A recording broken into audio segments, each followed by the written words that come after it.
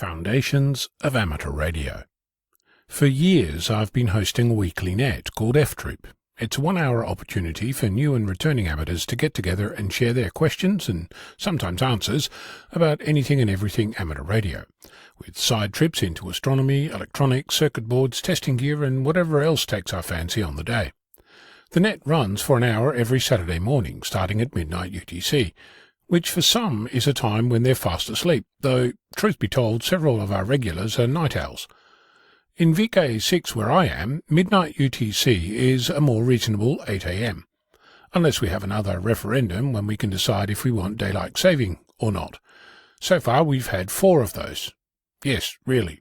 In 1975, 1984, 1992 and 2009. And each time daylight saving, or summertime, was rejected.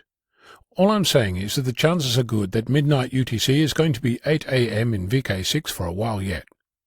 Anyway, that time of the morning affords me the luxury of getting out of bed at a sensible hour, having a shower, making a cup of coffee with my significant other, or SO, and ambling into my shack to get ready.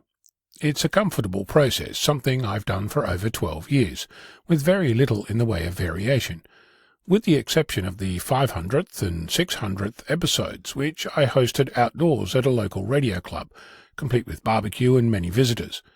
That and the Friday night technical net with Reg VK6BQQ, but that's a story for another day. Last week, a good friend, Glyn, Victor Kilo 6 Papa Alpha Whiskey, asked me if I wanted to go out and have some fun, and having been pretty much cooped up for several years now, of course I said yes. We're going to the viewing platform at the Perth International Airport. That's airport code Yankee Papa Papa Hotel, where I'll host the net, in whatever way we figure out at the time. It's not an event. We haven't told anyone about it, and telling you now won't ruin the surprise for anyone, since this weekly rambling hits the airwaves after F-Troop concludes. I knew there was a reason. Anyway, at this point you have every right to ask me, Ono, why should I care? Indulge me, and let me see if I can explain. Most, if not all, of my amateur radio activities are planned. From time to time I might get in my car and drive to a nearby park and get on HF, but, truth be told, I haven't done that for several years. I have regularly told you about contests I've done, often whilst operating portable, often with friends, but sometimes alone. I have activated all manner of things, climbed summits, played in parks, gone to lighthouses and other such places. Every single time those activities were planned, often to within an inch of their life. What should I bring? Where am I going to set up? What gear do I need? What spares are required? What logging tool is needed? Will I need food and water? You know, a typical 7P activity. Proper planning and preparation prevents piss-poor performance.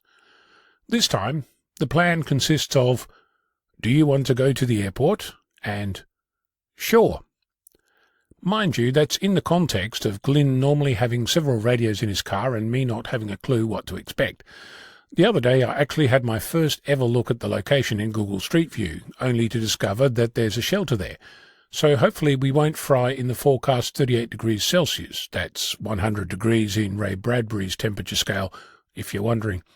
Now, on the whole, this is a pretty low-risk activity. Nobody's going to die if I don't manage to get the net going, though I do have Echolink on my phone, which reminds me, I should probably check if that still works. I'll put a pencil and a notepad in my pocket for logging, and I'll bring a bottle or 6 of water and probably some coffee. Sorry, I can't help myself.